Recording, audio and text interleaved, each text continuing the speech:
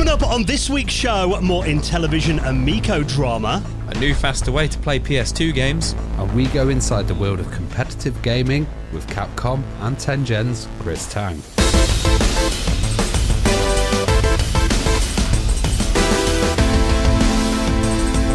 The Retro Hour podcast is brought to you each and every week with our good friends at Bitmap Books. Now, you need to check out their latest book, Go Straight, The Ultimate Guide to Side-Scrolling Beat-em-Ups.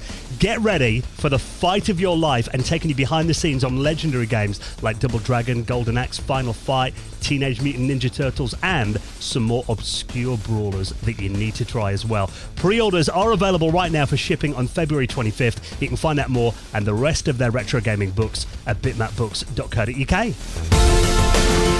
Hello and welcome to the Retro Hour podcast, episode number 314, your weekly dose of retro gaming and technology news with me, Dan Wood. Me, Ravi Abbott. And me, Joe Fox. And a very warm welcome to the podcast that every week takes you behind the scenes of classic video games, reminiscing about those golden video games consoles, you know, the 8-bit, the 16-bit, the early 32-bit systems, even 64-bit. Yeah, I know 64-bit sounds quite modern, but Atari were doing that with the Jaguar back in 1993. Do the math, Dan. Do the math. Let's not get into that debate right now.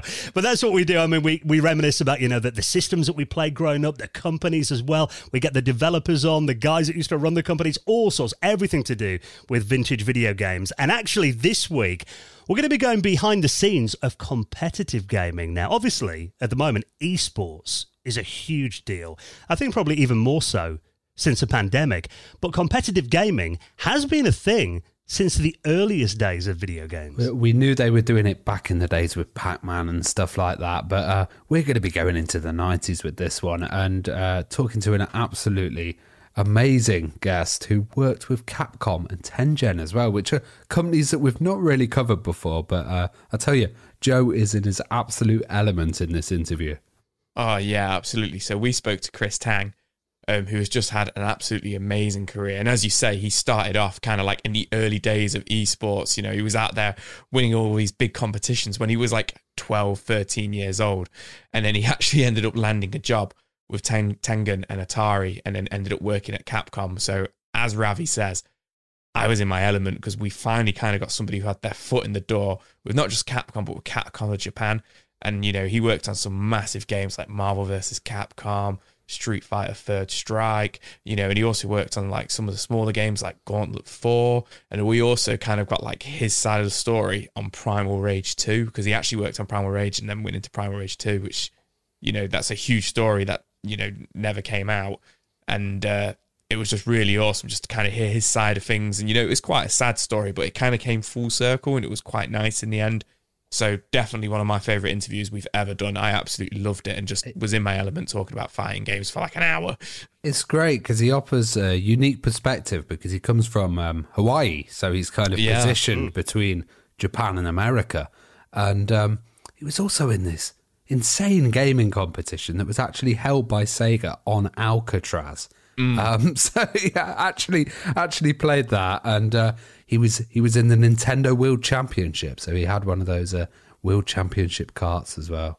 Yeah, awesome. You know story. what? Whenever I see like footage from video game competitions back then, obviously Nintendo World Championships was a big one, but I mean we had, you know, What's a Day on here from Twin Galaxies, you know, obviously this King of Con stuff like that, and it blows me away the skills that those players had back then. I mean, this is before the days where you could jump on YouTube and watch a speed run and copy it. Yeah, and, you know, this one, the Alcatraz, the Rock on the Rock, was actually, you know, broadcast on MTV as well. So it wasn't on your Twitch or any kind of online streaming services like that. You know, it was direct to your TV, and it shows how big it was. You know, I think Sega gave away £25,000 and he won that.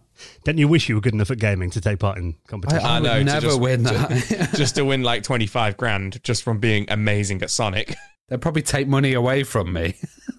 You know, we've been to like, you know, Play Expo and that kind of thing before. I think you've actually taken part in a couple of competitions, haven't you, Joe? I've seen you up there. Yeah, I randomly entered a Dragon Ball Z Fighters competition, you know, and I love Dragon Ball Z, but I never played this game.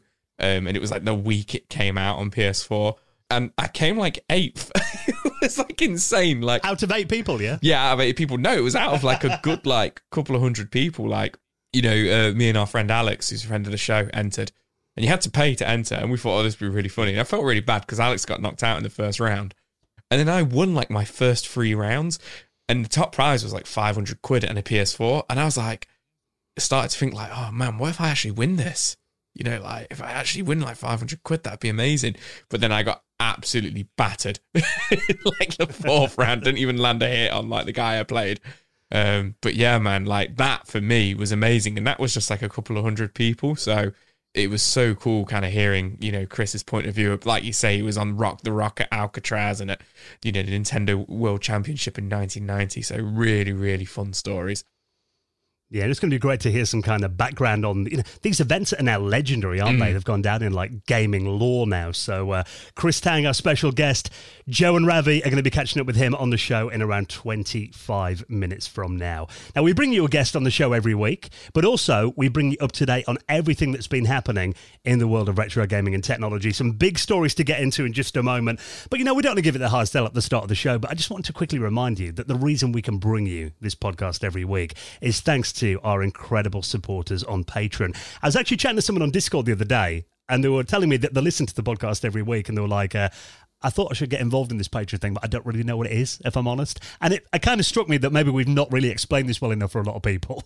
What is Patreon then, Ravi? It's patronage, basically supporting the arts. You know, it's been around forever, but they've actually created a platform for it. And the way that it works is, you know, you can pay a small fee and you're actually helping support the podcast, keeping it going. And you get an ad-free episode of the podcast. You get a special RSS stream as well, where you can have after-hours episodes, which we do, extended interviews, and, you know, lots more stuff. Like we have a meetup with all our patrons where we actually meet up and video chat. So you're basically helping support the podcast, but you're also getting a load of bonus benefits from doing that.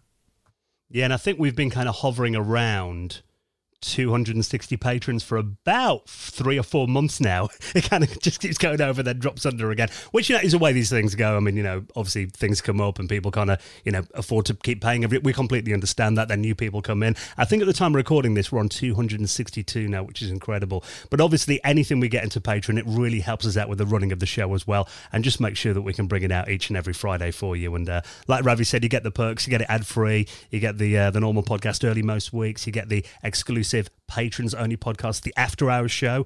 This week, actually, an special extended episode, another hour with Ian Grieve from Signosis, which is, you know, so many people have been asking for that. So that's out now as an After Hours episode. And also we're going to be doing our Patrons Hangout, that we do a big video chat. Everyone gets together and geeks out on the last Sunday of the month. That'll be coming up on the 27th of February. So if you want to get invited to that, and of course have the satisfaction of knowing that you support this show and ensure that it comes out each and every week, you can join us on Patreon at theretrohour.com. All the details are on there. And I want to say a big thank you to the 3 new patrons that have signed up this week. A huge thank you to Niklas Lundberg Lisemark, Luke Ireland, and Tony Boes, who all join us on Patreon this week. We hugely appreciate your support. And if you'd like to do the same, you'll find it at theretrohour.com. Now, one story that we need to talk about this week is something that we first mentioned on this podcast. I think it must be around 3 or 4 years ago. That to say it's kind of been filled with many twists and turns and drama over the last 4 years would be understating it slightly. But this is the Intellivision Amico. Now, this is a system, just to kind of recap it, it was Tommy Tallarico was really the main guy behind this. And it was kind of a project to kind of bring back the couch gaming era of video game systems. Obviously, Intellivision was a big name in the earliest days of consoles. And they've been saying that what they want to do is get kids off Xbox Live and get them off playing the Switch online, get them to sit down with the family and bring back couch gaming. That was the aim of it. But now, in 2022, 2 years after this system was first promised to be launched back in 2020, there is still no sign of it. And there have been some, I've got to say, now, if I was a backer of this project, maybe some quite worrying updates that have come out over the last couple of weeks, and including this article that I'll link up in Nintendo Life that now claims the Intellivision Amico may never see the light of day. Yeah, we've kind of decided not to cover it massively on this podcast because it was just kind of as I said, drama and a little bit back and forth. But this seems to be really kind of significant news. It looks like a good fun system for Intellivision fans and co-op people. And also Tommy Tallarico is a real legend in the video game world. He's created a lot of music and a lot of fantastic games. But it seems like he's now stepped down and been replaced as the CEO. And he was very much the kind of evangelical head of the Amico Intellivision, and he was kind of really pushing it and doing lots of interviews out there about it. So it seems kind of a bit bad. What's going on? Well, the latest thing is, like you said, Tommy in the last month has been replaced as CEO by a guy called Phil Adam, who was a revenue officer before. Now, I've got to say, I was looking at Tommy's Twitter feed before, and it turns out his father is seriously ill at the moment. So that could be a big reason as to why, he doesn't want to be doing the day-to-day running. And, obviously our best wishes with Tommy and his family. But also there's been one thing that you've got to do is, this kind of companies have done an SEC filing. Now, this is where they kind of, obviously anyone that wants to open themselves up for investment, they've got to kind of outlay the risks and everything of investing Security in a firm like Security Exchange Commission, is it? Yes, which is an American body, I believe. I'm not too up on investment, but there are some points that actually, if you read this article on Nintendo Life, they've pulled out a few of the headlines from this filing where, they've got to be transparent because obviously if you're asking for investment, you've got to lay the risks down. You've got to be honest about everything.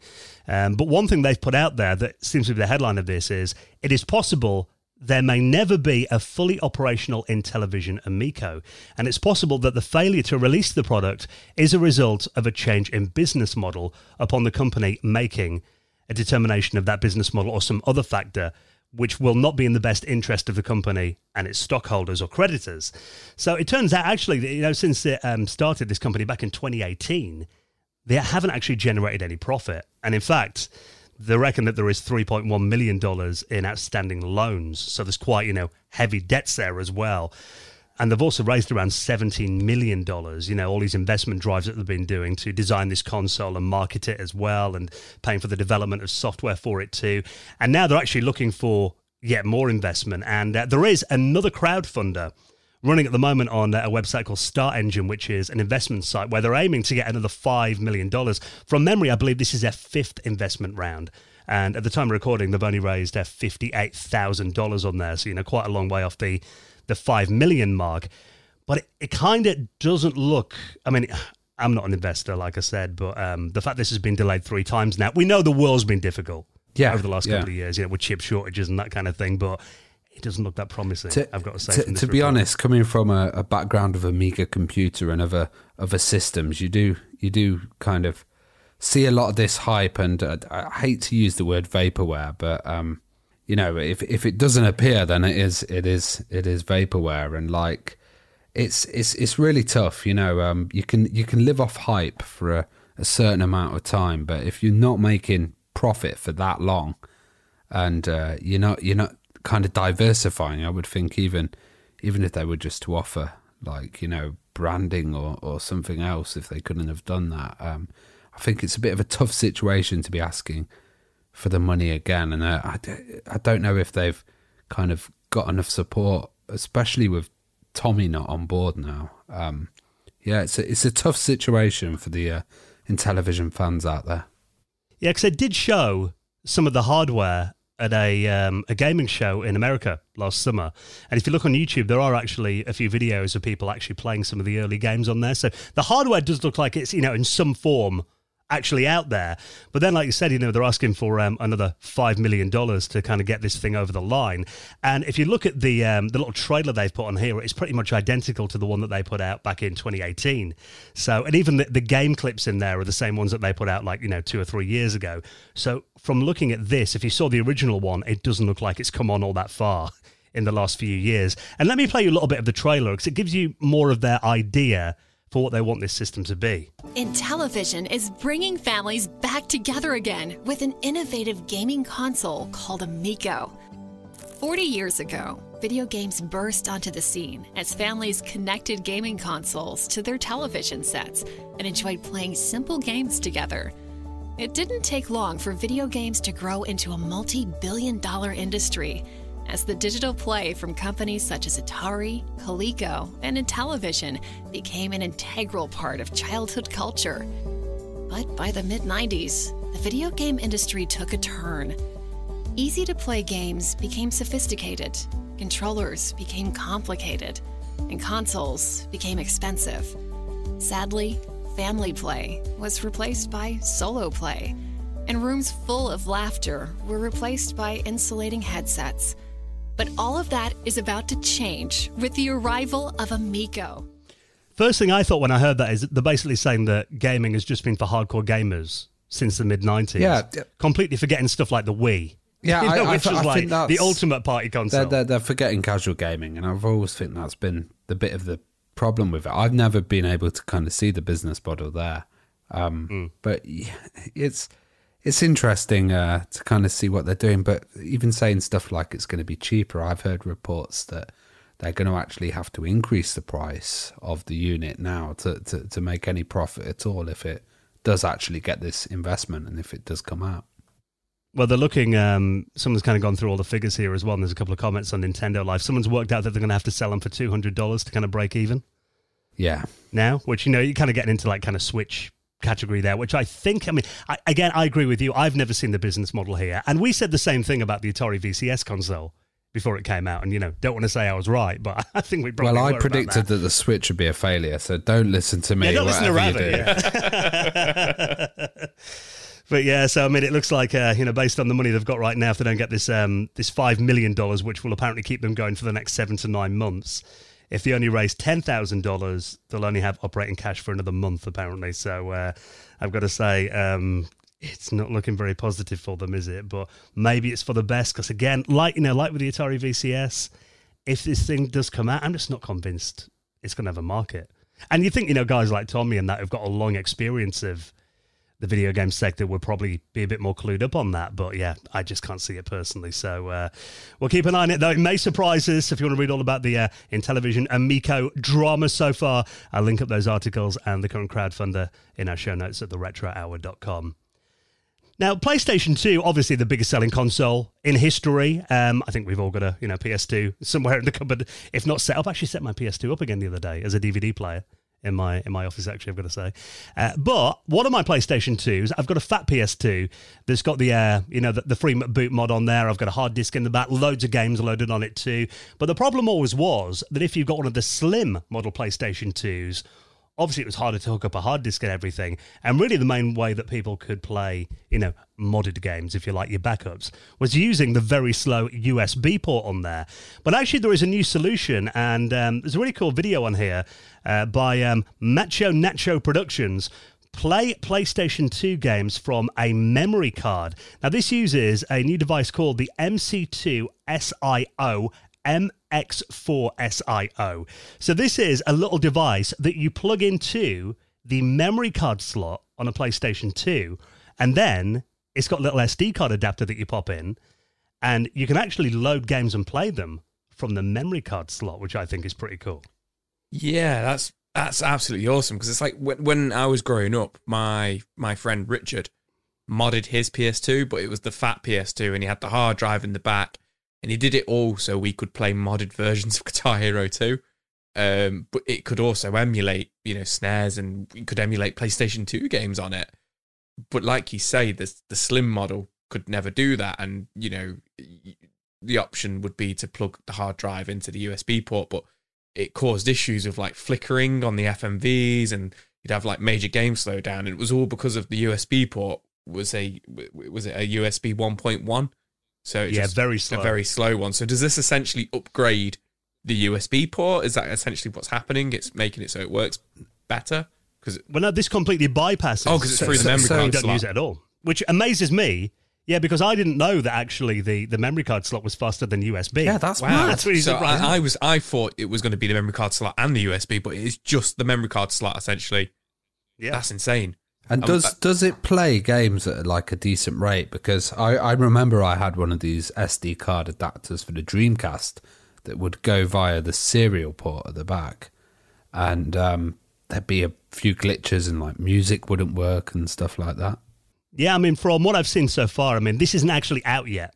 So it comes out today, February 18th, Friday, February 18th, the day the show comes out. There's a small initial batch coming out, but obviously there's this video that's around 20 minutes long, kind of demonstrating that as well. But they're saying actually from what I've seen of this video, the games seem to run quite well. Like you said, I mean, a lot better, Joe, than running off the USB ports. Yeah. I don't imagine it's probably not quite up to speed of having a dedicated IDE hard disk in the fat model. But, considering this is running via a card slot that was just meant to load and save game data, apparently it's it's a lot quicker than the USB ports on there. So the games that they're showing actually look pretty good. Now, there is a Google Doc that they've got here with a list of compatible games that kind of details how well each game runs. They've either shaded them green, which means they're fully compatible. There's some that are amber that may have some issues, maybe glitching FMVs and that kind of thing. Some are red that just don't run at all. So, compatibility is not 100%, but looking through this list already, bearing in mind this is a pre-launch list, I'd say there is probably around maybe 70% of games seem to run pretty much flawlessly on here. This is awesome, and you're doing no modification on your machine physically. Yeah, it's all soft mod. And I love to mod my machines and, hack around with them, but I'm such a noob when it comes to PlayStation. I remember my mate getting one of the fat ones and showing me that there was a hard drive in the back. I was like, what? There's a hard drive in a PlayStation? I didn't know for years that there was that big empty slot on the back of the big fat PlayStations, and it wasn't until, like I say, that we started modding Guitar Hero and stuff like that it was like 2006, 2007. It was just like, oh, the back comes off and there's a big gap here for a hard drive. Is it for storing biscuits? Yeah, is this for my cookies? But apparently it was literally, it never came out in the UK and America, the official PlayStation hard drive, because it was so easy to just put ROMs on there. Yeah, because we had because you needed the network adapter, didn't you? Yeah, and we had one of those in our PlayStation 2. There's an Ethernet port on the back, but we never got it working. Yeah, and then my brother gave me his LPS2 probably around 12, 13 years ago. I tried to put a hard disk in it then, but it wasn't working. So it turned out the one that we got with our PS2 back in 2000, 2001, turned out never worked at all, but I got a third-party one off eBay and that worked fine. But you're right. I mean, I don't remember anyone really using that when the PlayStation 2 was in its prime. It really just seems to be, and probably the reason that they took it off the later models is because it was really just used as a piracy device by most people. But the thing about it is as well, you've got to remember these systems are getting on for 20, 21 years old now, 22 years old actually. And I know that a lot of the lasers on the original PlayStation 2s are getting a bit flaky now. The older they get, that is probably the main part of the system that's going to fail. Yeah, so having a device like this where, you don't have to use your original DVDs and, you don't have to wear out your lasers, having something that's pretty much a plug-and-play solution, playing your PS2 library from an SD card through the memory card slot. And it's very tidy. I mean, this is only the size of a memory card as well. It's not a messy solution. Yeah, I think, from remembering back in the day, there was all wires and, like you say, you had to have that network adapter in there. And, I think, I'm not too sure if you had to have an online connection on there. I don't think you did. But this, like you say, it's such a nice, neat solution. And the fact that it works with the PlayStation 2 Slim is even neater. It's just all very smooth, which is awesome. It's cheap as well. You look at EverDrives and stuff, and they're quite expensive. This is $20, and obviously it's sold out instantly. It's going to be a while till you can get these, but $20 is a real decent price for that. Yeah, I've got a feeling anyone that's a PlayStation 2 gamer in 2022 is probably going to have their hands in one of these before the end of the year, fingers crossed. It's going to be an essential purchase, I think. So if you want to read more about that, I'll link that video up in our show notes as well. Now, did you know that you could make video calls on your Game Boy Advance? You could have done this back in 2004, Joe. There's so much stuff coming out for the Game Boy and the Game Boy Advance. So it's not even coming out. It's so much stuff that it's been discovered. Came out and is being discovered, and they're such random little gadgets which came out, in the 90s and 2000s, and I absolutely love it. And I love that this video from our friend, the Retro Future, who we've had on before, has discovered in the deepest, darkest part of the internet, this Japanese exclusive, the Campo Advance, I believe it is called. Yeah, it's really awesome. Just to say as well, the Retro Future's just had his motorbike wrecked and destroyed. So if you guys can help support him, check that out as well, because he's a really good guy. This is quite mad. It actually works on 3G. Okay. Did any of you guys have a 3G video calling device? I actually had one. It was like one of these early LG phones. I don't recall, no. Like I had like obviously Nokia phones that had 3G on, but yeah, I don't remember ever doing video calls on them. Well, I had one, and another person in the city had one, and we were the only two people that could call each other. And it was just like we'd call each other and go, look, I'm chatting to someone on video. And it was like really low quality.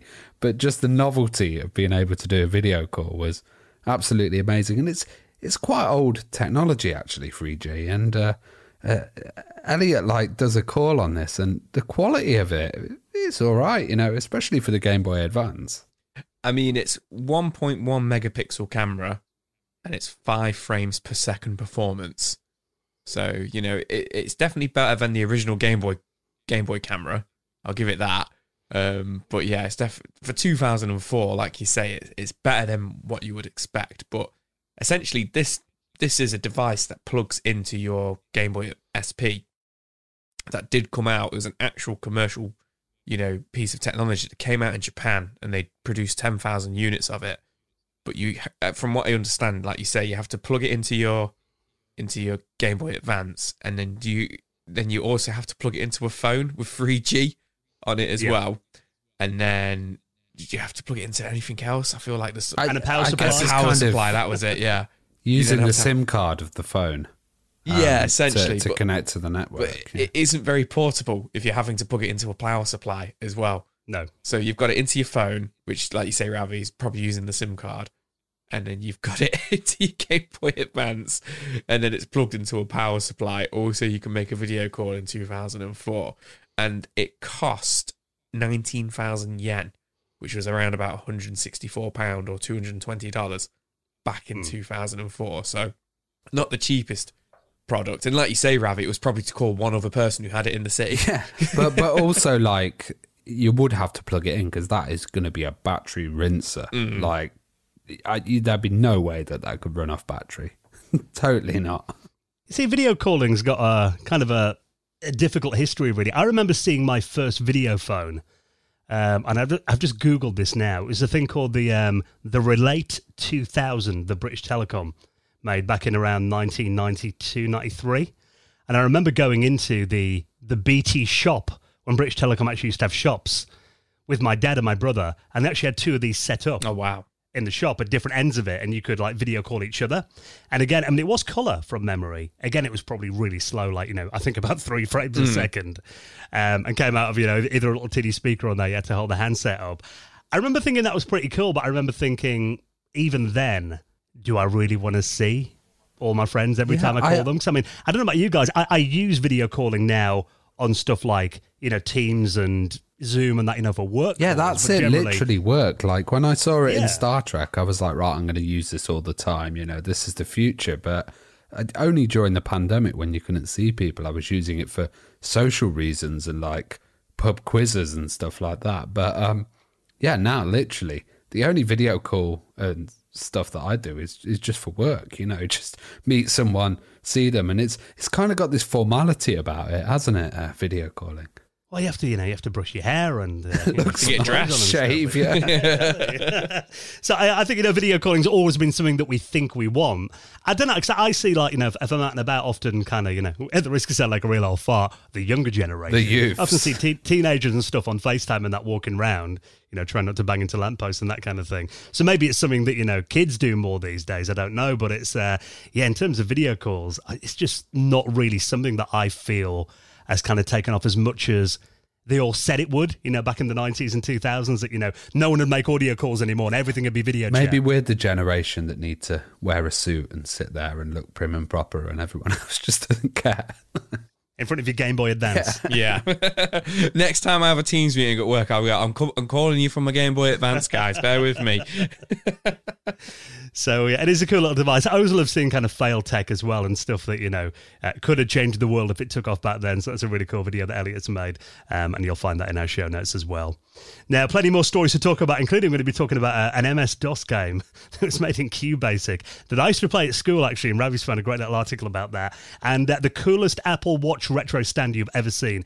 More about that in a moment, but before we do, let's take a second to give a big thank you to one of our incredible supporters, and this is our friends at Future Publishing, who are, of course, behind the incredible Retro Gamer magazine. Now, of course, if you listen to our podcast each week, you need to be reading Retro Gamer, the magazine that comes out every month, and all the stuff we talk about, they give you all that and lots more as well. And not only do Future Publishing talk about the classic gaming as well, but also they focus on the current generation of consoles and PC gaming as well, with a range of gaming magazines that they've got, including the published PC Gamer magazine. Yeah, I love PC Gamer, and I also love Edge as well, because that's super cool. But PC Gamer at the moment, they're covering Homeworld 3. That was a classic title, Homeworld, and also the new Steam Deck, which seems to be coming out, and Edge are covering Somerville, which looks like a really awesome indie game coming out.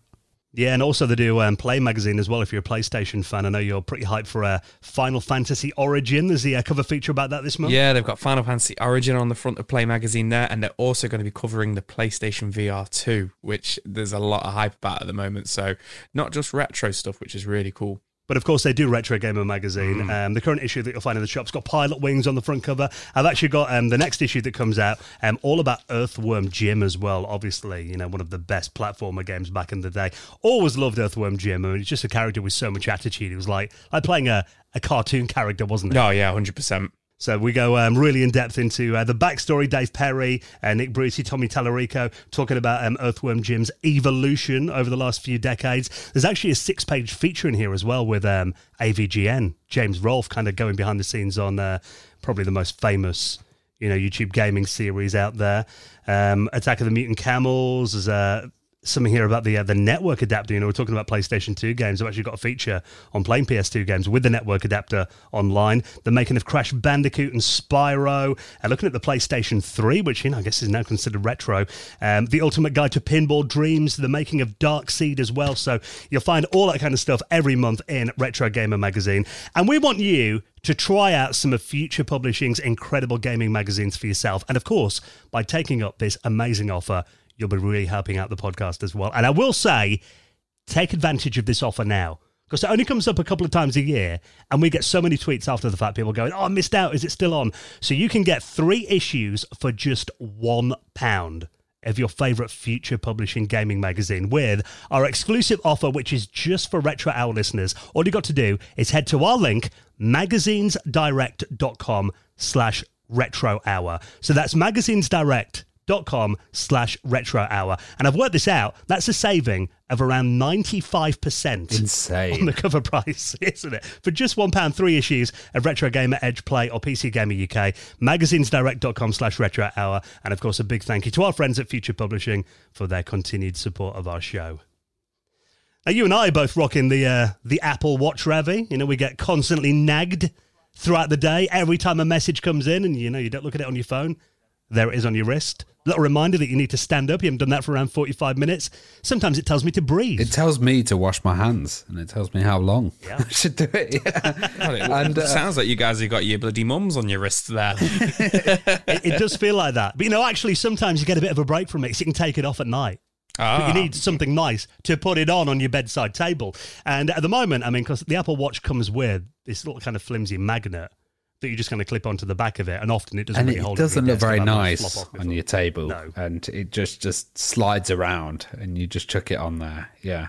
Well, Ravi's been looking for kind of retro-inspired Apple Watch stands, and he found one that is actually a classic Macintosh. Yeah, well, there's this company called Elego, and they seem to be making these like little rubber kind of stands that look absolutely wicked. They've done a classic Mac, which is one that I absolutely love, and you put the charger in the back, and then the Apple Watch screen is displayed on the classic Mac. But they've also got a whole range of them.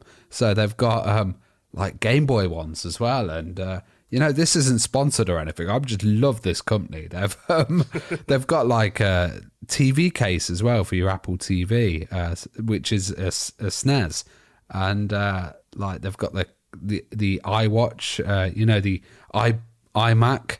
They've got one like that as well, and I think the price range is really good on these. So it's like $14.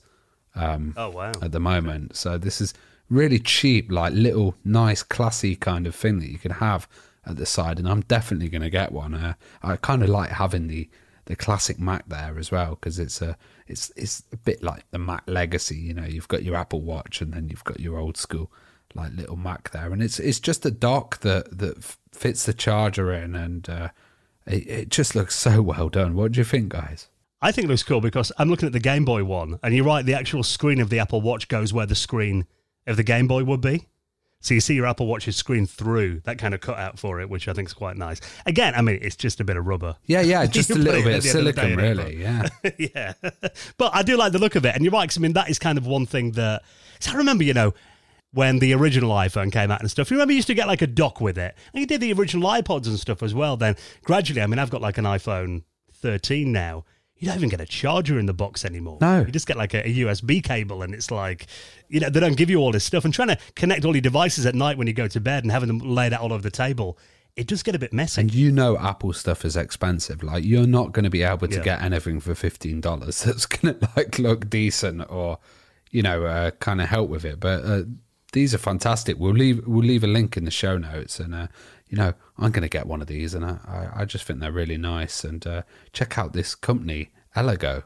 Yeah, and any way to sneak a bit of retro into the bedroom, you know, I think it's quite cool, isn't it?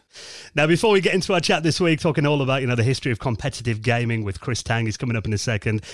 This is a cool little article you found, Ravi, on howtogeek.com. This is by Benj Edwards, who does some great articles. He's a podcaster in America as well. You know, there's a lot of retro gaming and retro technology podcasts too. This is all about a game that I used to play at school, and actually, I'd forgotten about this. Now, this was a game that was included with MS-DOS in QBasic, a game called Gorilla. You see, I never knew about this one. Like, this looks blooming awesome. It was actually like a hidden game, and we love these like secret games in there. So what was it, Dan? QBasic is a programming language, right? Yeah, so this was in MS-DOS.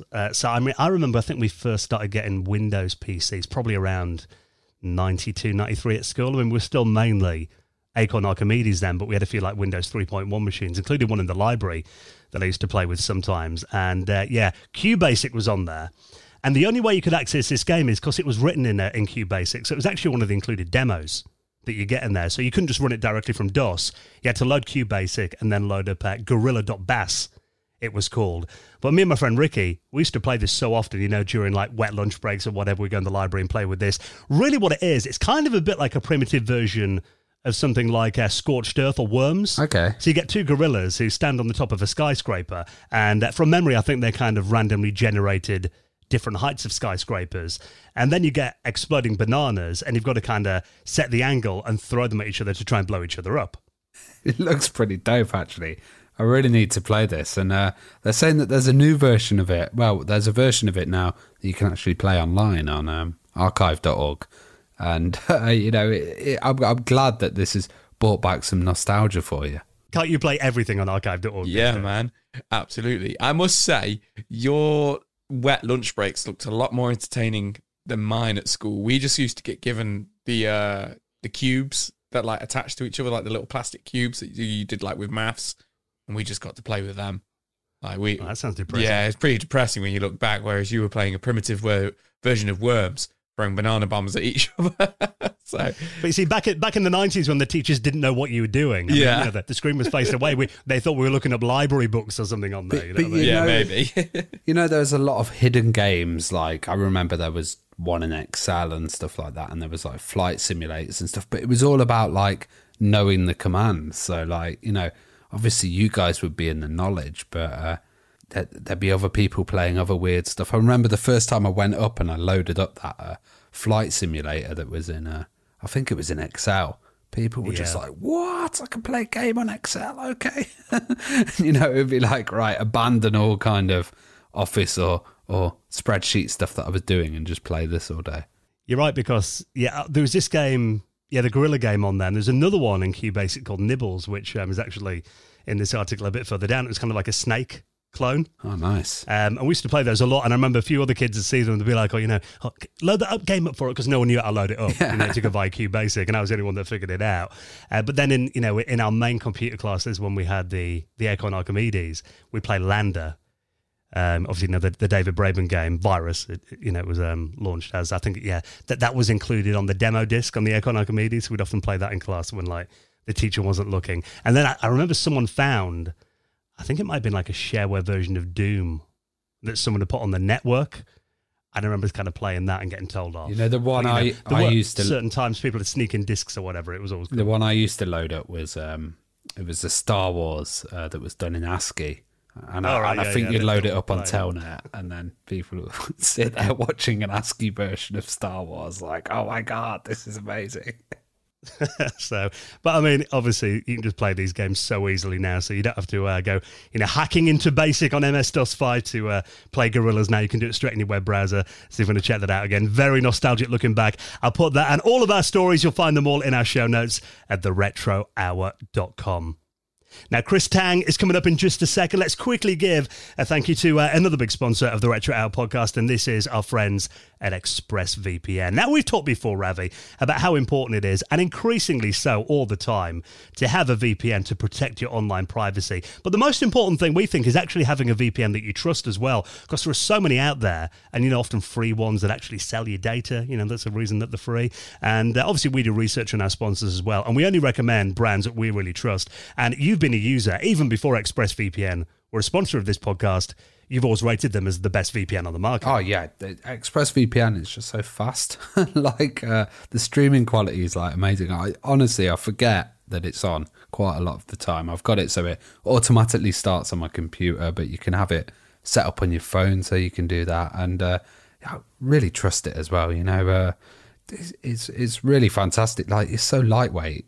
When I've actually loaded up the applications and stuff, that sometimes I've had other ones slow down and there's been a bit of lag and stuff, but this is just like absolutely fantastic, blazing fast. Well, they've got a technology called a trusted server that makes their VPN servers pretty much incapable of storing any data at all. So they're not storing stuff, they're not tracking you, anything like that. And they've also got something called Lightway as well, which is a new VPN protocol they've engineered to make user speeds faster than ever before. Because you're right, I mean, I've used some of the free VPNs before, and you have it on in the background, you try and watch a YouTube video, and you get the spinning wheel, and it doesn't play. Yeah, all the time. With ExpressVPN, stream videos in HD, no buffering, anything like that. So that's the thing that really sets it apart, and how easy it is to use as well. You don't need any technical skills to set it up. Open the app, tap a button, you're connected. Even your grandparents could do this as well. And it's not just us saying that. Business Insider, The Verge, many other tech journals rate ExpressVPN as the #1 VPN in the world. So you can protect yourself with the VPN that we use and trust by using our exclusive link, and of course help out the podcast by showing some love to our sponsors, expressvpn.com/retro. Use that today and you will get 3 months free on a 1-year package. That's an extra 3 months completely free of ExpressVPN by using our link expressvpn.com/retro. And a big thank you to our mates at ExpressVPN for their continued support of our show.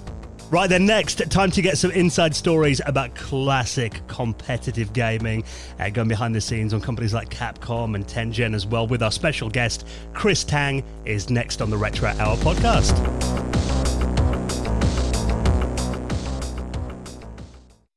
You're listening to the Retro Hour podcast, and I'm here today with Chris Tang. How are you doing, Chris? I'm doing great. After getting my computer up and running, I'm just all ready to be interviewed by you guys. Awesome. Well, we've got a question that we always ask our guests, and that was, what was your first video gaming experience or memory? I was really small, probably just a few years old, and it's probably Pac-Man. I probably saw it at some kind of public place. I remember, especially, I grew up in Hawaii, and we had department stores, and we had other, like a drugstore, I think, a block away from where I lived. There was a Long's Drugs. I think the chain is not in business anymore, but it's been taken over by CVS or Rite Aid or one of those companies. But in Hawaii, it's still called Long's Drugs because over there, they still kind of respect when a brand's been around long enough, they keep the local names there. So it's still called Long's Drugs in Hawaii, but they always had 2 arcade machines back to back by the checkout counters. So every time my mom would take me to the store, I would see these arcade games and I'd walk up to it and I would just be mesmerized by the lights. So I'm pretty sure it was like Pac-Man or one of those early 80s games that I first saw.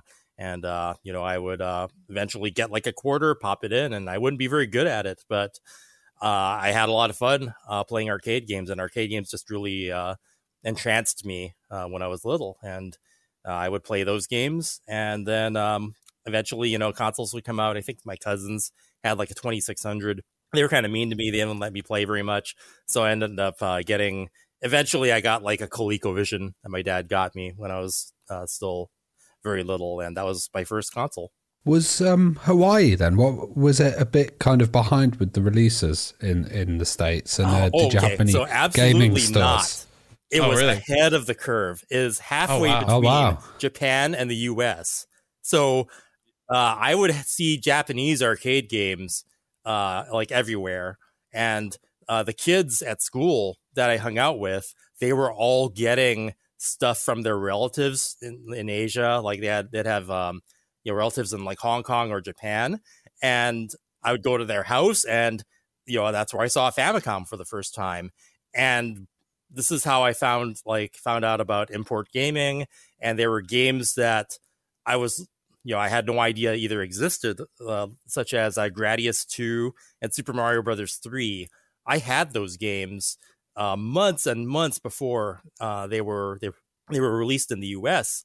And I even found out that some of them were different. Like I found out later on when they eventually did bring out Super Mario 3 to the Western world, they dumbed it down, and I was offended. I'm like, what do they think we are? Do they think we're bad at games, and that Mario has to take an extra hit because we suck or something?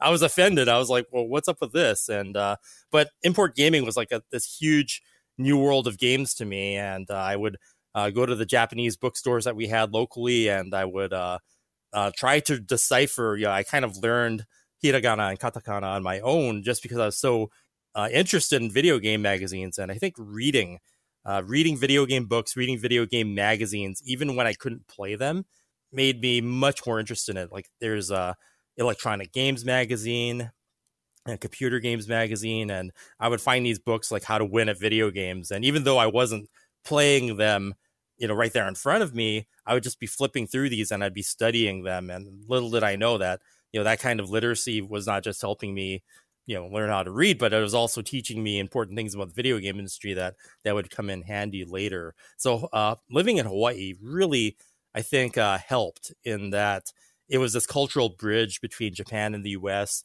And so many of the innovations that were coming out in video games seemed to hit where I was sooner than other places. It was full of electronics and technology, and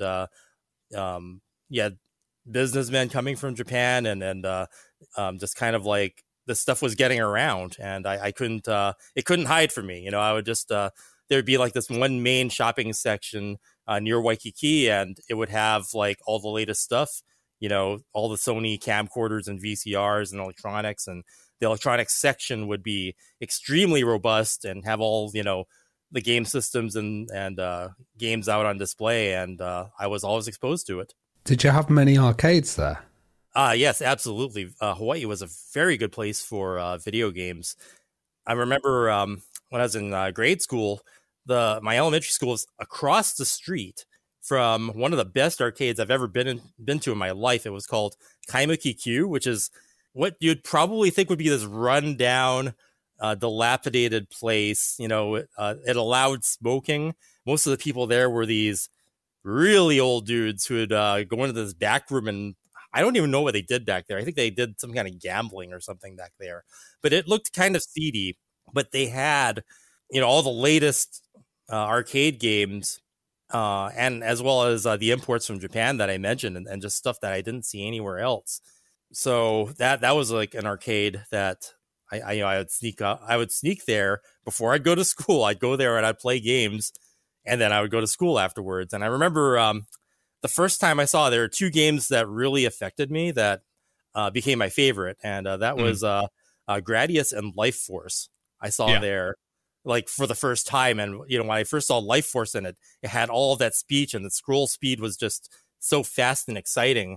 I was just completely hooked. And those memories really stuck with me, that I would see games there released on a weekly basis, daily, almost like a daily basis. That would excite me, and I just couldn't wait to see what was going to show up there next. So I heard online that your parents weren't a fan of you playing so many video games, and they turn around, and the story goes, I've heard, they said, if you want to play video games, you've got to earn money from it, you've got to make a living from it. Is this true? And was that kind of like the catalyst to kind of get you going with your career? Well, I wouldn't exactly say they said I had to make money with it. I think that was more from my side, that they just thought it was, okay, so they said literally it was a waste of time and money, and I'm rebellious. Like, if somebody tells me I can't do something, I'm going to find a way to find a way to contradict that. And I guess, well, there's a TV show called Starcade. They would have teens and kids and adults, whatever, playing arcade games, and they'd win, cash and prizes on a game show. And they would play the latest arcade game. So I was, of course, already watching it because I was mesmerized by it. And I wanted to be on that show someday. But I lived in Hawaii, and it was, in the continental U.S., and I didn't live anywhere near there. But I figured, I'd just play games, try to be good at them. And I guess eventually, after that arcade era, the NES, the 8-bit era hit, and it became big. And they eventually had a contest that was in my area, held at the local department store called Holiday Mart. It's actually a branch of the big chain store Daiei in Japan. Like I said, there's this bridge between Japan and the U.S. through Hawaii. So yeah, they had a big island-wide, it was statewide actually. I think they had stores on other islands, and they had a competition, and it was on Super Mario Brothers. If you got the furthest with the most score and coins, then you'd be the winner. And I guess they had a whole bunch of cool cash and prizes. So I was like, okay, maybe I'm good enough to do this. I think by the time that contest came around, I got to the point where I kind of knew I was good, just because I'd go to the arcade, I'd play games, and people would actually crowd around the machine and watch, because I'd get high scores and sort of things like that. And I kind of saw that dynamic. I saw, when I saw a good player, I knew what it looked like when they played, and I just kind of pushed myself to try to be as good as them, because I was always assuming that there was someone better than me. So I was always overcompensating to try to be better than this invisible thing they didn't know. So I entered that contest, and then I won. And not only did I win, but so the goal was to get as far as you can in the game. So it went by world and then by score. And that actually was a really good rule set. It's probably one of the best rule sets I've ever seen for a video game tournament, because it forced the player to kind of manage their risk reward. Like, do you go farther or do you go for points? But you want to go farthest. So I was the only one in the whole competition, during its 2 weeks that it was running. Like, there's like a preliminaries and the finals. I was the only one that was able to beat the game. Oh, so wow. At that point, I was beating the game with the highest score possible. I think I was getting around 300K points, depending on how much risk I did. Because you have to get the points along the way. Yeah. If you assume that everybody's going to beat the game, which I was, then you have to maximize that to secure the win. That's why I love that rule set.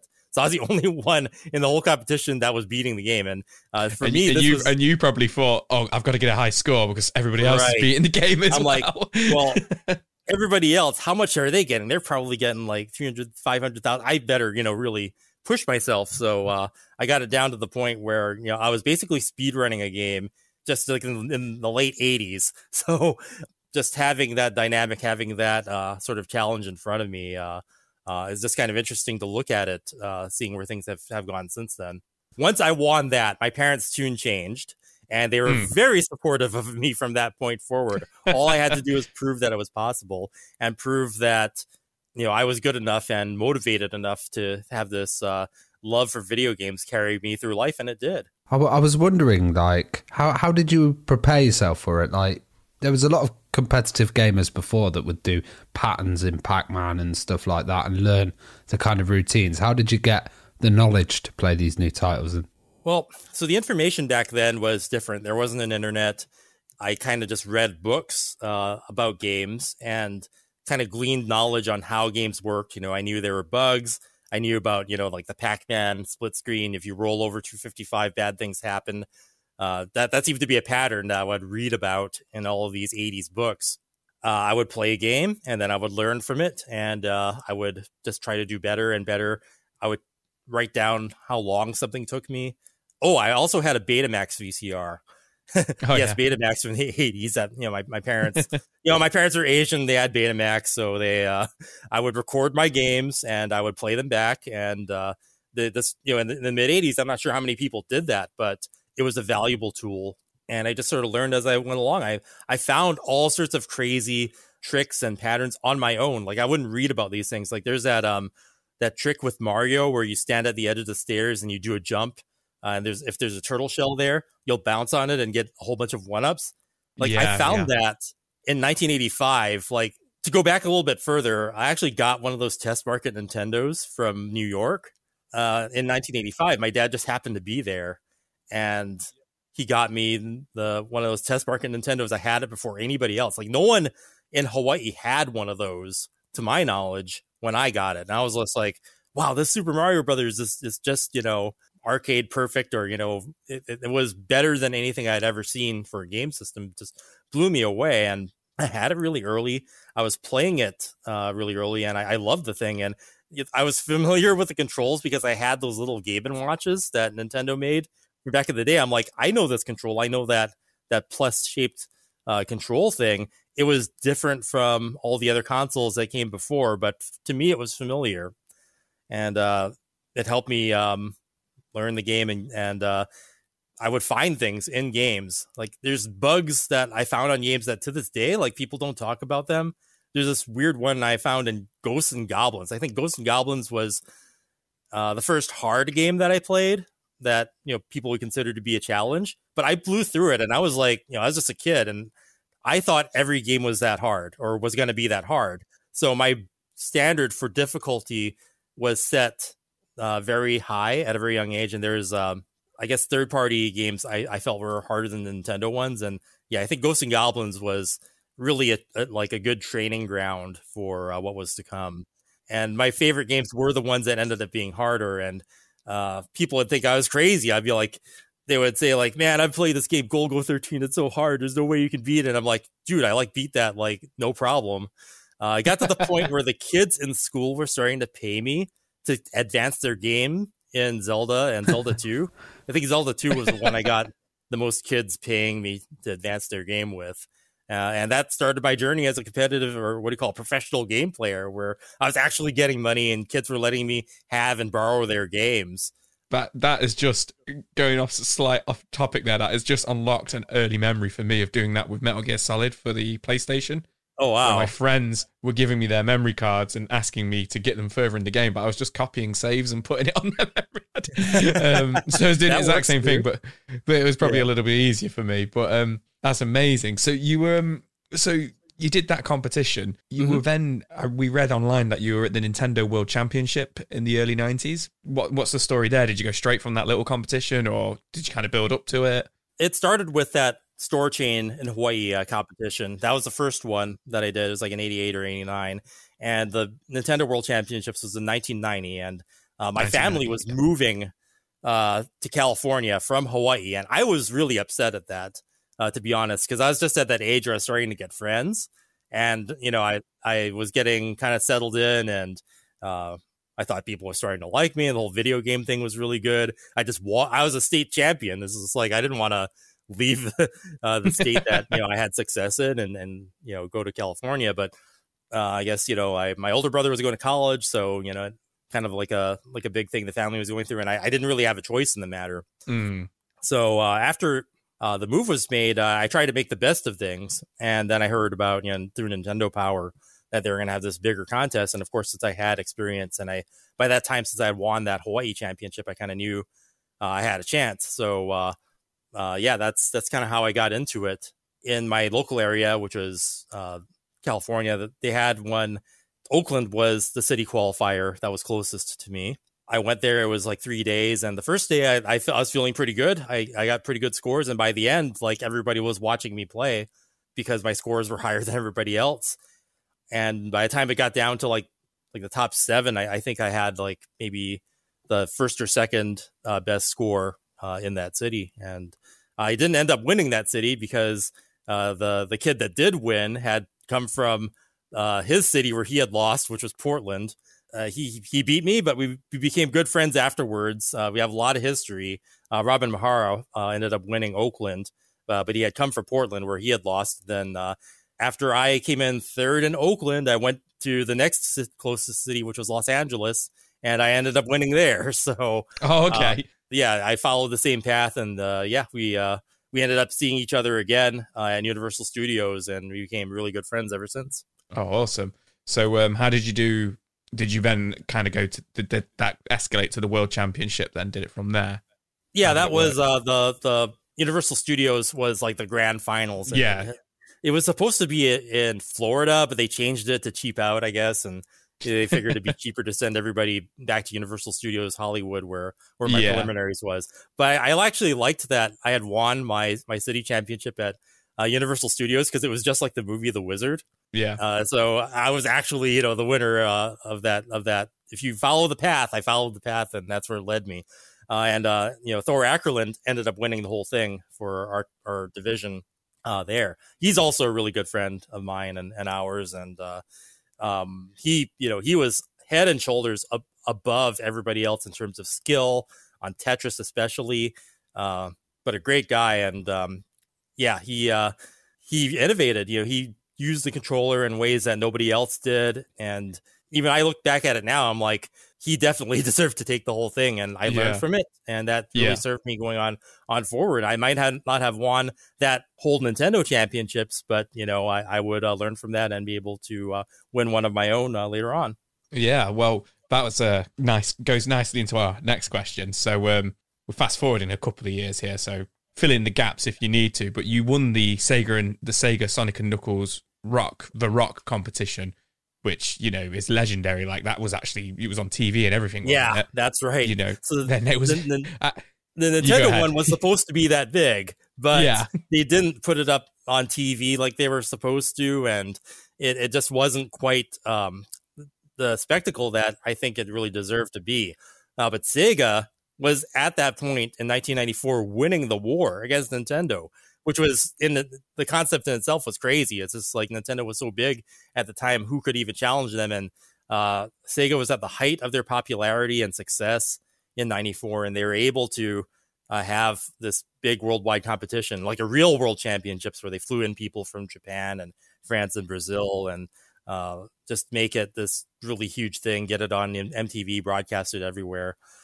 So yeah, that was something I really wanted to do. I was really into Sega. I mean, my exposure to Sega was that back when I won the Nintendo Championship in Hawaii, they asked me what my favorite game was, and I said Phantasy Star. And at that point, I had to explain to them what a Sega was, because everybody only knew Nintendo at the time. And I'm like, no, my favorite game is on this other machine called the Sega Master System, and it's called Phantasy Star. So it's just interesting that my very first esports endorsement was like for a game that wasn't even on the system that I won something for. And you can find that article, like there's scans of it where I talk about Phantasy Star when I won a Nintendo competition. And it's just kind of beautiful in a way that it ended up that way.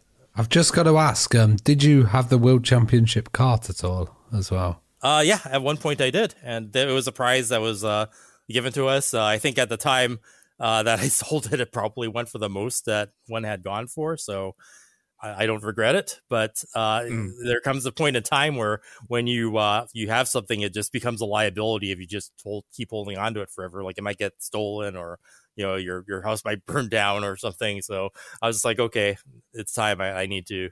I did, and I have a nice reproduction now, which is exactly I can play it whenever I want. But yeah, it was a really cool cartridge to have. Awesome.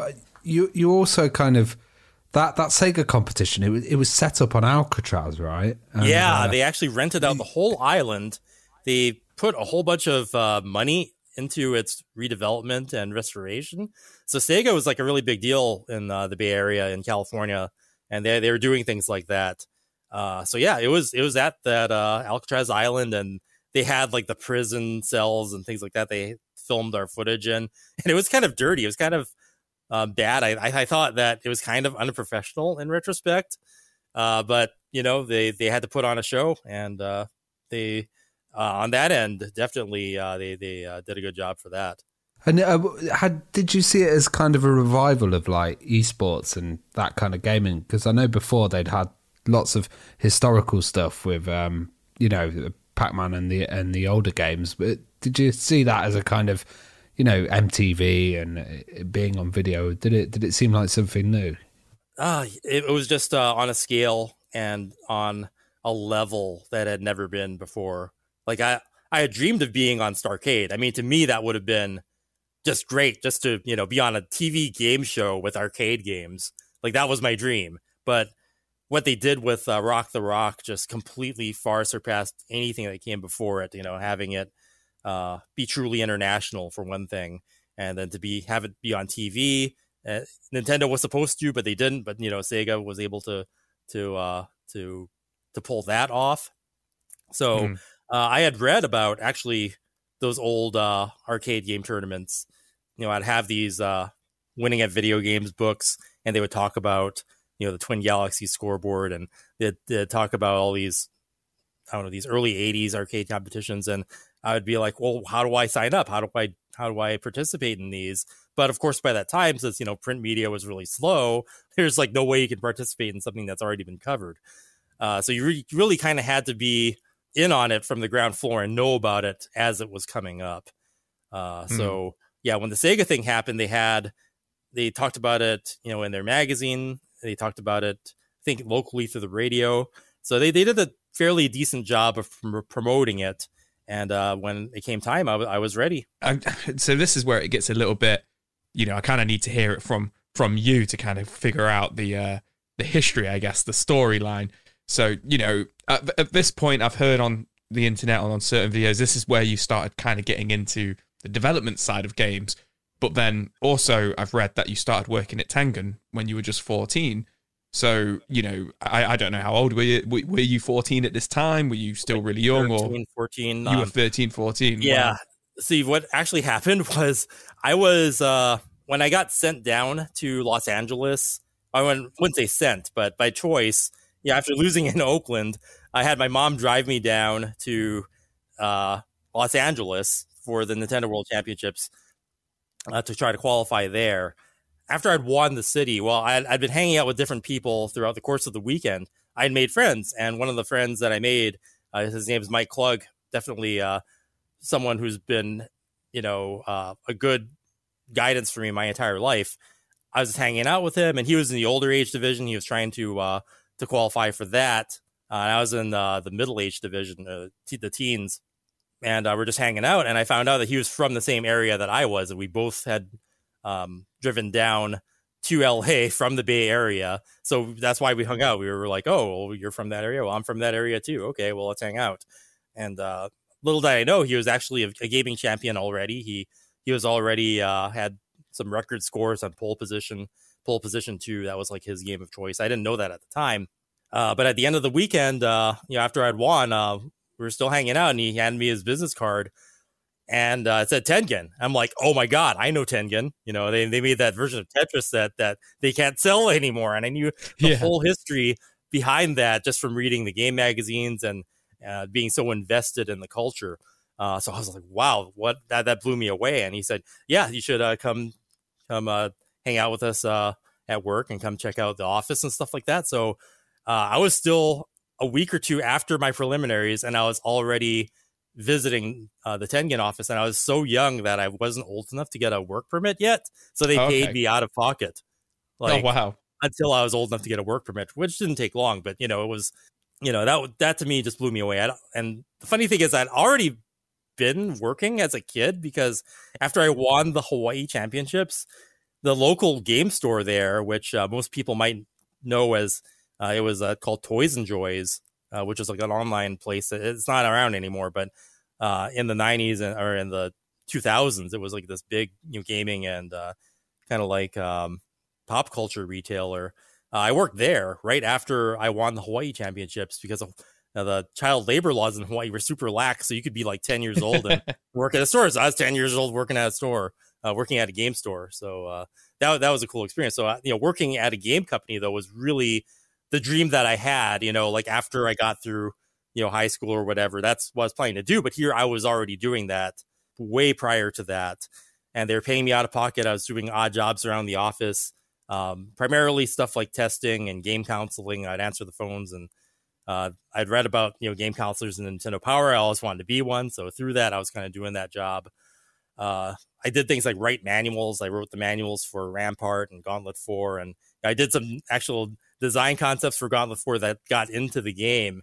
It got all these new modes in it, and one of them was this RPG mode that I really felt the game should have, because I didn't think an arcade port of Gauntlet would fly in the mid-90s, since it was like an 86 arcade game. So I was like, okay, well, there's other games like Dungeon Explorer on the TurboGrafx. Like, you need to make a more robust quest. People want more RPG elements. The player should be able to level up and buy things and things like that. And in order to greenlight the game, in order to get it so that people would buy it in the US, I really felt these elements needed to happen. And the developer for that, like, I didn't know this at the time. To me, I thought that there's this Tengen Japan office, and Tengen Japan could do whatever they wanted. I didn't know that at the time there were these huge limitations, and everything had like a time and a budget, and it was highly unlikely that any of this stuff would get done. But M2, this was like their first project and their first chance to prove themselves. So those mad lads did it. Like, they actually went and put the RPG mode in the game. So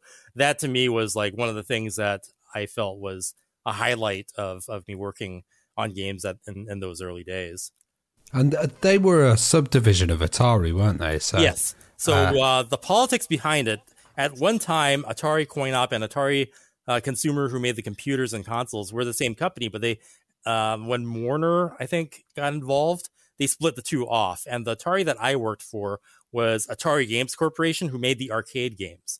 So when they wanted to make home games for platforms like Nintendo, they kind of had to make another brand that wasn't Atari.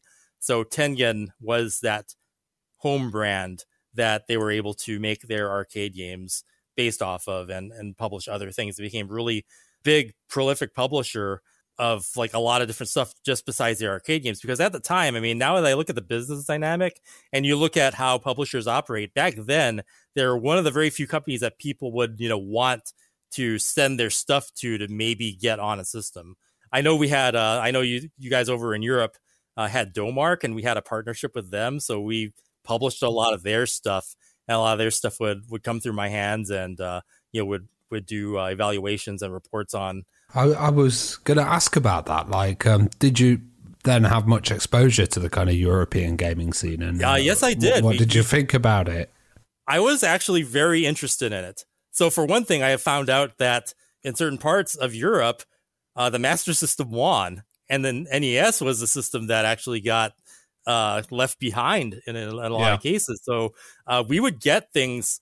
You would have stuff like Super Space Invaders and Paperboy 2 on the Master System come in through our office, and I'd have to play them, and some of them were really terrible. But I'd see that stuff, and I'm like, wait, they're still making stuff for the Master System over there. That how interesting is that? So yeah, I was kind of interested in, and a lot of the people in the company, in the department that I worked in sort of like the consumer product development division. We had a lot of people who loved just quirky, obscure stuff. We all loved imports, but I think the thing that struck out to me was there was like the Amiga, and apparently the Amiga in Europe was like the dominant platform, and they had to me, it was alien to me, but they had console quality games on a computer, because over on our side of the ocean, we had like MS-DOS PCs, and the games on it were like 4 colors. Like, the games did not look good and they did not play good. But here I'd go over to my friend's house, and he'd have an Amiga with all these cracked games, and I was playing like some Euro-made version of Afterburner that looked fairly like the arcade version.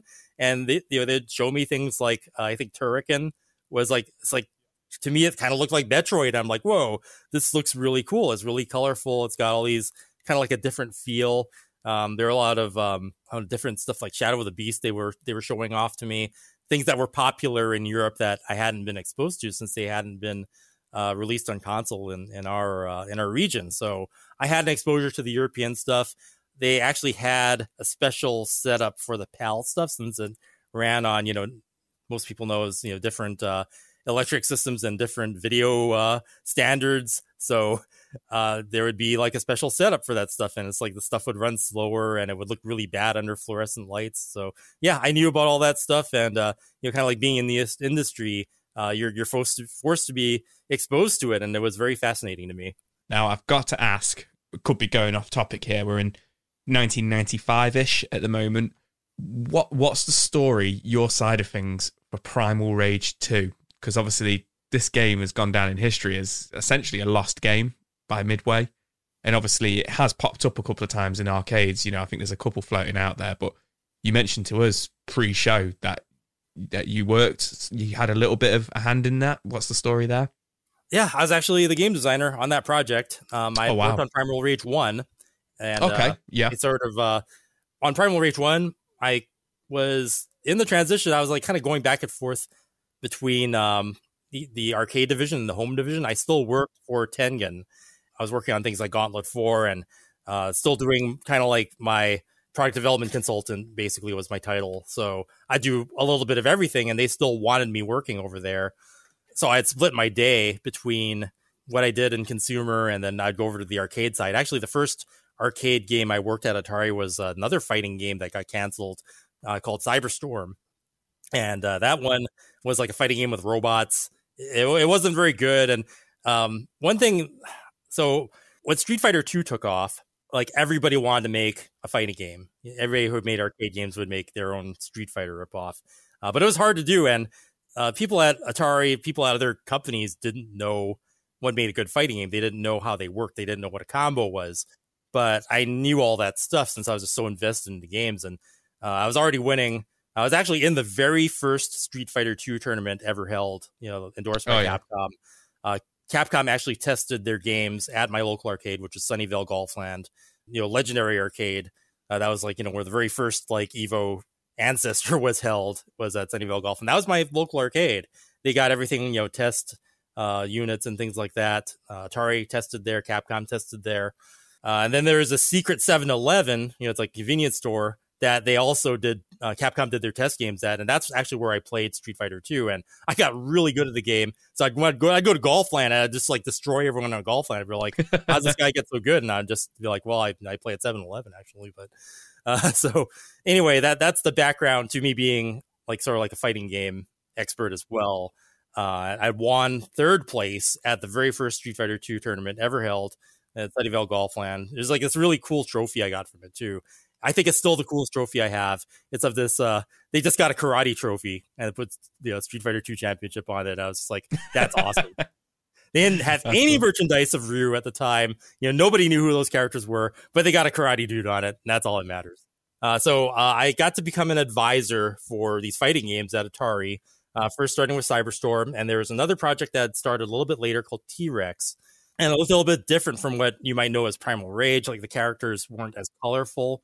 But the programmer on it, showed me the game, and I guess we would play fighting games. Like we had like a game room that had different games in it. And since he was working on T-Rex and I was working on Cyberstorm, we'd go back there and I'd kick his ass, and then he'd get mad at me and call me cheap and all that. But he said, "Oh, you should check out our game." And eventually, after Cyberstorm folded, then they just kind of absorbed me onto there, and I was still kind of like running between consumer and arcade, but eventually I went full time. And then on Primal Rage 1, I was the one who was like programming like the AI set for the characters and doing hitboxes and collisions and tuning the gameplay and making sure the game played well, combos, things like that were all fun. Unfortunately, a lot of the disagreements I had with the team, like I didn't like the special move input system, but for some reason, I was literally about to say, is it because you were so good at fighting games? That's why you made the combo so hard? No, I knew that they are hard, but I could do the biggest combo in the game, like no problem. But I also recognize that, people coming up to the game, playing it for the first time, need to be able to like do special moves. And the way that they implemented them, where you hold down buttons and then have to wiggle the joystick, it was not conducive to the standards of the time. People who play Street Fighter are going to try to do things a certain way just because that's how games were evolving. That was the standard at the time. And they didn't get that you needed to have things follow a certain standard. They felt that being unique was more important at the time. they kept insisting that the special moves be that way. And I was just like, oh, man, that's actually going to affect the success of the game going forward. And it did. And it wasn't until the game went on test in Japan and it completely bombed that they, nobody could find special moves. So that they made a version of the game that allowed for standard special move inputs. And thankfully, that's what they went with for Primal Rage 2 as well. So from Primal Rage 1 to Primal Rage 2, what kind of happened there? So yeah, there's a lot that went into it, but originally we were going to make an update to Primal Rage 1 that was supposed to include a boss character and maybe have some more balancing changes and things like that. But as the industry was moving forward and games like Killer Instinct were starting to come out, it looked like, okay, well, instead of putting all that effort into just an update, why not put that boss into a full-fledged sequel? Because at that time, Primal Rage was like the best-selling arcade game of '94, and we had merchandising, we had like a toy line and all this stuff for it. All these different home versions were planned, a dozen conversions on, I don't think we ever had a game through Tengen/Time Warner that had that many SKUs. I think still to this day, Primal Rage is probably the most ported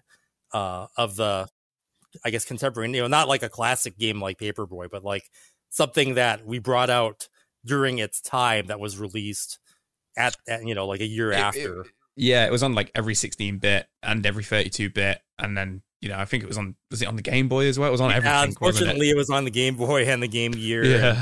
It was on the Tiger R Zone. And I don't think any other Atari game can even lay claim to that honor. So gonna make an update, and we decided to go for a full-fledged sequel, but there's a lot of politics involved. Like, they wanted to throw us onto the Kojak hardware, which is like a coin-op Jaguar hardware, because it was like free or something. So they were trying to put us on this really bad hardware, and the Jaguar was actually worse than the Primal Rage 1 arcade hardware. And when we tried porting to it, and it was just so bad, it was like we couldn't even make it look as good as part 1. So we were just like, no, we cannot be on this. And it was really demoralizing to the team to have to like put, a game that was considered to be good on this really bad hardware. But eventually other hardwares became a thing. I think we tested the Titan for a while. So we thought we were going to go to Titan, but then everybody said, oh man, that thing is so terrible to develop for. I remember, so I was still going back and forth between consumer and arcade. And I remember the programmer, our lead programmer, back on Saturn Virtua Racing, at the start of the project, he was happy, and at the end, he looked like a zombie. He was just like, it took everything out of the guy. I'm just like, man, dude, what happened to you? It's funny because my contribution to that Virtua Racing game was, I think I provided the soundtrack because I collected game soundtracks and I had all the CDs, and they didn't have the Virtua Racing soundtrack, but I did, so I just let them borrow it, and they just ripped it, and they put it on the Tengen Time Warner version. I'm just like, oh, cool. Having that Virtua Racing and Outrunners soundtracks really did some good. But yeah, that's just a side note. So yeah, Saturn was not a good platform to go to, but eventually the arcade PSX hardware became an option, and it was able to do a lot of the different things that we needed to do. We knew we needed to have a lot of animation frames. So our hardware wizards like built a hard drive interface that would allow it to, I mean, we didn't even have the term for streaming back then, but we were streaming animation frames off of the hard drive, or streaming the backgrounds of the music. And we were doing all sorts of technological things with Primal Rage 2 that no other game was doing. It was so far ahead of its time. And maybe that was a bad thing because you couldn't make a home port of something that was that advanced. So in one way, we were like actually bringing an experience that no one else could replicate. Like not even Killer Instinct would have the amount of frames of animation that we could have, since we had the tech to stream off the hard drive, and we had the production facilities to make all these stop motion animations that were really elaborate. But that also extended our production time to like an insane length, and it took like 7-9 months, I think, for me to get frames from an animated puppet onto the game program itself, because the graphics all had to be processed and cleaned up, and that was just a huge process in itself. So our ship date and the fact that we couldn't have a vertical slice demonstratable for a product really hurt the project and hurt its chances for release. And I think the worst thing was that Midway ended up buying Atari games from Time Warner.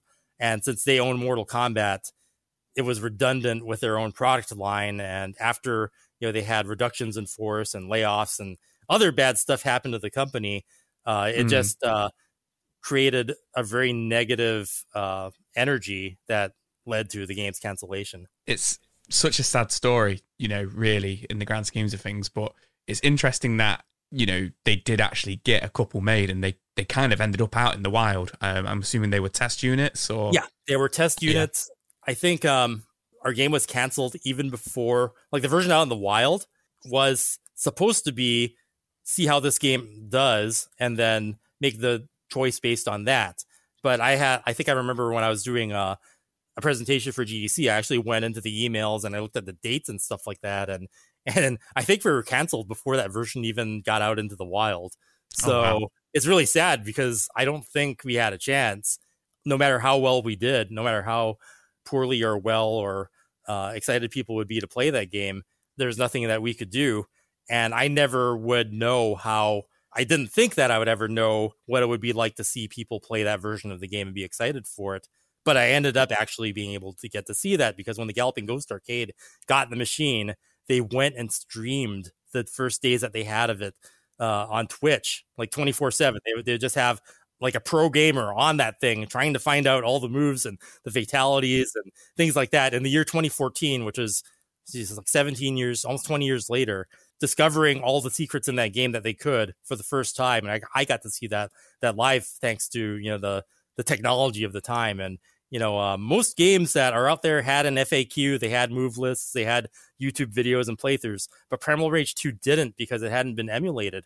It was too quirky, the hardware was too weird, all the hard drive stuff. And I guess it had some protection to the code that our programmers like Ming told me about it later that, I had written some traps and things like that into the code so people couldn't reverse engineer it. And I'm like, well, that made it so people couldn't emulate it. And that's why it was a lost game for so long, because people just couldn't play it in that era of emulation where, even if something was canceled, if there were games out in the wild, you'd see emulation of it, but not for Primal Rage 2, not until 2017, which was after the Galloping Ghost arcade had it. So it's fairly recent. And, it made these big news headlines in 2017. And that to me, was really vindicating to see people enjoy the game on a level that it really deserved to be. Yeah, 100%. It was, I guess, it's a sad story, but a nice end that the fan base, managed to get a hold of it and, first of all, stream it like that in 2014 and then take it apart and get the emulation out of it in 2017. So it was a nice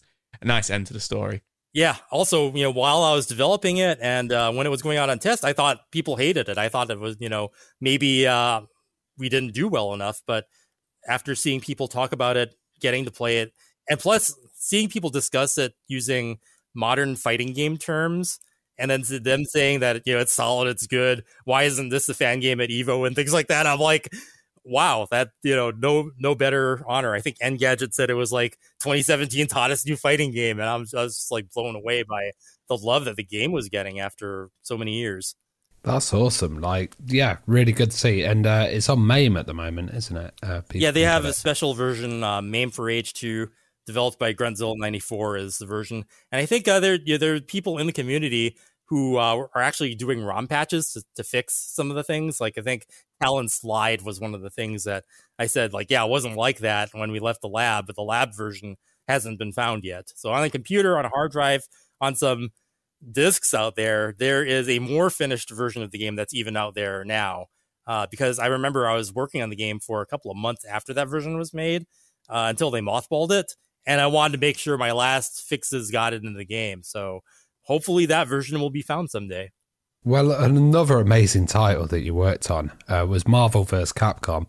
And I used to go into the arcades and just the selection of characters on there and the animation was absolutely awesome. What was it like working on that project? Yeah, Marvel vs. Capcom was basically the de facto successor. X-Men versus Street Fighter is what it started with.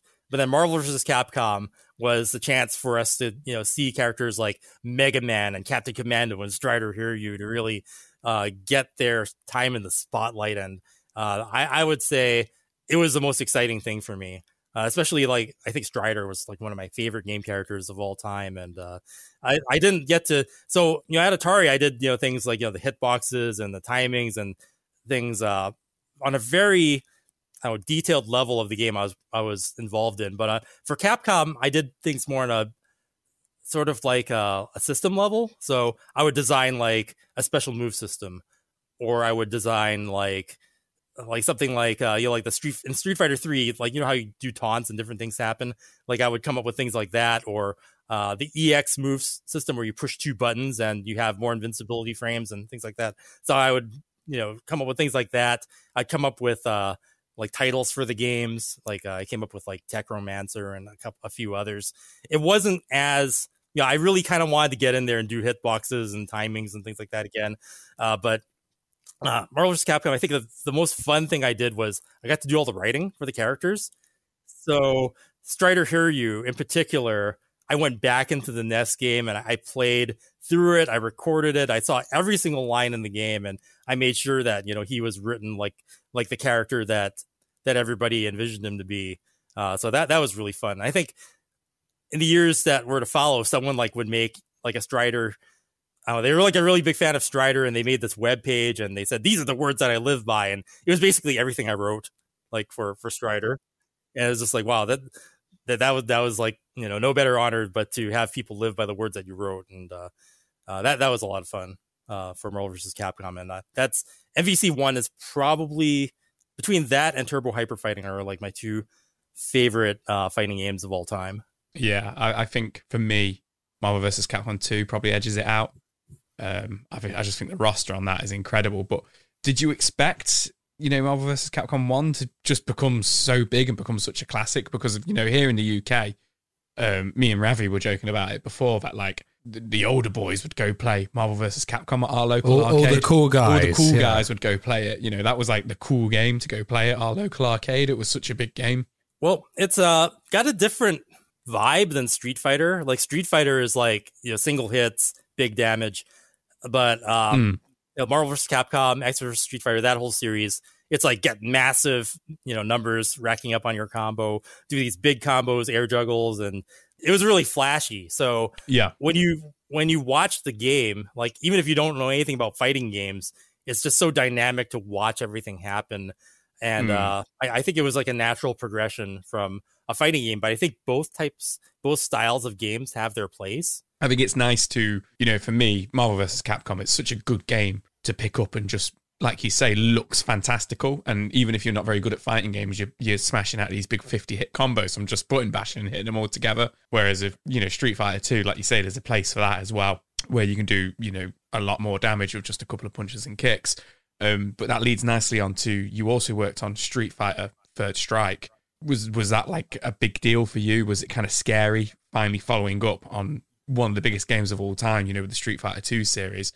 How did it feel? So I was, a really big fan of Capcom. Even when I was working on Primal Rage, it was just like the reason I got that job was because I was really big into Street Fighter 2. I was a tournament winning player at the time, and I was just so invested in it. And Capcom to me was like my dream. I just wanted to be involved in that. I wanted to work there someday, even though I felt like I'd probably be stuck at Atari forever because, the stuff that they made for Capcom that was popular, it was all made in Japan. So it's just like, what hope did I have? The US office just brought stuff out over here kind of like as a publisher, but the actual development was done in Japan. But when I actually ended up being involved in Capcom, I worked for Capcom Japan.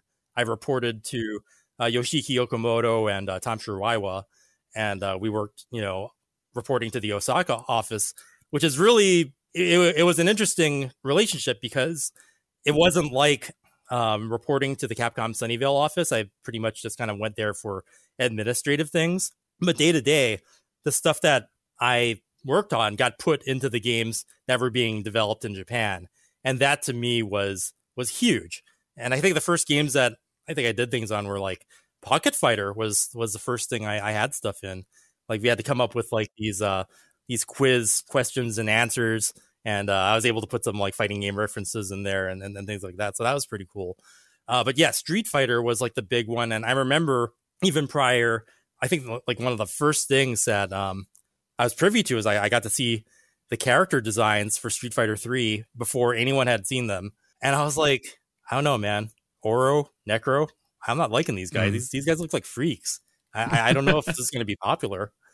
So I was excited to work on Street Fighter, but I didn't have faith in the character designs as they were coming across from Japan. And sure enough, when Street Fighter 3 hit, it was not the instant success that Street Fighter 2 was. It didn't was have a sleeper, really, wasn't it? Yeah. Yeah. So I know eventually, it did catch on, but it wasn't until those games were actually out of production and no one was making fighting games anymore that Street Fighter 3 Third Strike got really popular. But at the time I was working on them, I did the best I could. I think some of my best writing is in Street Fighter 3 in that series. And I came up with some systems like the EX special moves and things like that.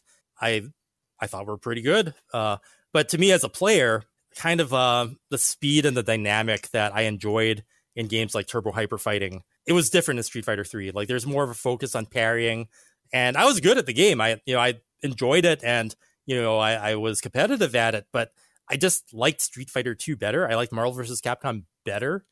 And there's a certain appreciation you can get for Street Fighter 3, but that level of depth where you can get to appreciate it, you really have to be surrounded by other good players to appreciate that depth of competition. I think even for its time and even up till now, like it's something that you have to be a little bit too invested in it to appreciate it. So I think like I respect Street Fighter 3 for the design and for what it is, but it's just over that line of like where it could have been wildly successful had it gone down a different path. And I think a lot of it started from the characters just not being marketable. Not having as appealing characters as at the time, like SNK was having these characters, be really just kind of cool looking. Like they'd be wearing these fashionable outfits, and when cosplay started becoming a thing, everybody was doing the SNK characters. But the Capcom characters were these freaks. It's like you don't go to a convention and see someone cosplaying as Oro or 12 or any of these like any of these mad characters. Yeah. So, no, I know. Limited popularity. So I might not have said this too much in previous interviews, but you're hearing it first. I actually I was excited to work on Street Fighter as a brand, but in terms of what Street Fighter 3 was, I knew it had a lot going against it, and we did the best we could. Luckily, I was also working on Alpha 3 at the same time, and Alpha 3 was just fine. So it had the characters and things that people still came to expect for the most part. I still like Alpha 2 better, but that's just me. And how did you, just to backpedal a little bit, how did you kind of get involved in Capcom? Because you said Capcom was like, you were worried you were going to be stuck at Atari, and it's like Capcom is, especially in the 90s, they were the fighting guys. They were the fighting games guys. They were the go-to fighters. How did that come about? How did you get the job there? Okay, so there's in the 90s, late 90s, there was kind of like these fighting game, or these like competitive gamer / magazine writer / I work at a game company types. And we'd do all three, and we kind of like each discipline would kind of be blissfully unaware, but aware that we had these skills. So you had people who would write at GamePro, who would work at Capcom and then enter contests. And then I'd be the guy that I'd work at Atari, and there are a few magazines that I'd contribute to and win the big Sega tournament. And we would show up to places like CES and E3, and we'd all hang out and things like that. And would make friends. And one of my biggest friends, Eric Suzuki, ended up, I got him a job at Tengen working on some fighting game that obviously got canceled. And then he ended up going to Capcom and being sort of like one of the main guys to help bring the Japanese games out into the US. And we worked together we're not really together on the same project, but we're in the same building at Atari Tengen. He went over to Capcom. And then when Primal Rage 2 got canceled, it just seemed like the natural thing. It's just like, well, Primal Rage 2 is not coming out. What do I do? I think I'm going to go work on Street Fighter 3. So that really helped me kind of put that experience of having a game canceled behind me, because I knew I was going to be working on, really polished, really good games from that point forward, working at Capcom. So I had that kind of lined up, on the last days I knew I was leaving Atari. I knew what was coming. I was just like, all right, I get to work on some really cool stuff now. And I was super excited about it, especially knowing that I'd be reporting to Capcom Japan was really huge, because I didn't think that was possible. And ironically, so our department at Capcom, we were actually replacing, there were a couple other guys that I was alluding to in this sort of circle of would show up at CES and E3, and we'd go to the arcade afterwards. They'd all beat each other up at the arcade afterwards. So James Goddard and Dave Winstead were at Capcom doing that job, and they had been the sort of like consultants on Street Fighter 2 series. They actually went over to Atari to work on another fighting game that got canceled for several years called 10th Degree. While Eric and I went over to Capcom, and we started doing what they used to do. So, in terms of being, design support and localization and contributing to a lot of the Capcom games from the Western perspective that got implemented into the Japanese product. Actually working on a new title at the moment, aren't you? Strike Blazing. Could you tell us more about that? Oh, absolutely. So, after being in the industry so long, eventually you just want to make the games that you just want to make. Like, especially if you have indie capabilities now with great engines like Unity and Unreal and the tools being available. One thing, so we just finished talking about Capcom, but while we were there, something really struck out at me when, Eric and I would talk to legendary people like Yoshiki Okamoto. They'd say, like, why are you working at Capcom? You should be out there making your own games, making your own mark out there. And they would actually bring this question to us. And at the time, we were young and we loved Capcom, and that was our dream. We wanted to work on Street Fighter, we wanted to work on Capcom games. But eventually you come to a point where you just want to make something that excites you. And Strike Blazinger is kind of like the culmination of that. So the guy that got me into Capcom, Eric, he's our producer, and another friend who was ex-Atari and myself were the leads on this thing. And, we're trying to make the games that we really want to have come into reality. And we're really big fans of Sega. And I love games like Space Harrier and Phantasy Star. So when the elevator pitch is like, it's kind of like a spiritual successor to Space Harrier and Phantasy Star and all these kind of like cool techie sci-fi things that Sega just kind of doesn't make anymore, with the bright colors and sort of new futurism that was popular in the mid 80s. And we made a prototype and we took it to various conventions, and it became a really big sensation. Everybody that played it really loved it. And then we started to realize, the reason why it's not out yet is because we realized we had to make the game a lot better than we originally thought we had to, because the potential, it was so good and so fun. It's just like, we can't bang this out in a year like we thought we would. We're going to need more resources. We're going to need, realize the dream of hundreds of levels. And, when we, I guess our producer said, put 2-player implementation into the game. And it's just like, when you take a single player game and you turn it into a 2-player game, you start to have to do things like, tabulation for collisions and score, and everything in the game is now applied to 2 players instead of 1. So it's really complicated. But anyway, I digress. So the project became a bigger thing than we thought it would be. So then now we started to have to sort of restructure our studio and our games so that we could ship multiple games, smaller projects, leading up to the bigger release. That's amazing. And unfortunately, we are the Retro Hour, and we're coming up to about an hour and 10, 20 minutes now. Joe's like, I wanted to do 2 hours. Honestly, Ravi was like, we're going to have to wrap it up. But this has been absolutely amazing, Chris. And I'm going to ask you now, will you be able to come on again in the future and talk all about esports and Tetris with us because of... Oh my gosh, right. I didn't even get to do a Tetris for Ravi yet. I know. And I'm just like... We've got like 20 years of esports to still talk about, but we've ended up covering, I think, a lot of your competitive the stories competitive and the and a lot of the game development and stuff. So I would be absolutely honoured and love if you could come back and talk to us about your esports career. Yeah, it sounds good. I'll be looking forward to it, and it's just I'm honoured that there's enough stuff to talk about to fill not just your podcast, but perhaps many more going on into the future. Yeah, no, absolutely. You know, sometimes we worry people go, oh, it's because they've run out of guests. They've revisited somebody a year later or 6 months later, but it is not the case whatsoever. It is, You're going to have to change the name of your podcast to the Retro Hours. Yeah, the Retro Hours at this rate. But this has been absolutely amazing, Chris. Absolutely loved it. Would be an absolute honour to have you come back on and, you know, say Tetris for Joe, Tetris for Ravi. Boom Tetris for Joe, boom Tetris for Ravi. Yeah, let's do that next time. Absolutely awesome. Love it. Thanks so much, Chris. It's been a joy and an honor, and looking forward to it. And see you all next time.